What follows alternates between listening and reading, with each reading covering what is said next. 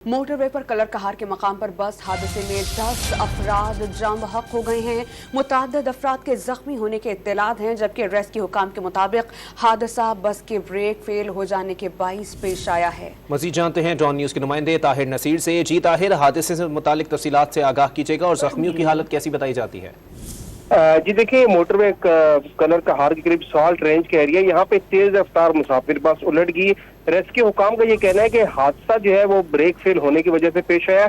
हादसे के नतीजे में 10 अफराद मौके पर जहाँ बहाक हो गए, जबकि मुतअद्दिद जख्मी है। बताया जा रहा है कि हादसे में 4 खवातीन और 3 बच्चे भी शामिल थे जो जख्मी है।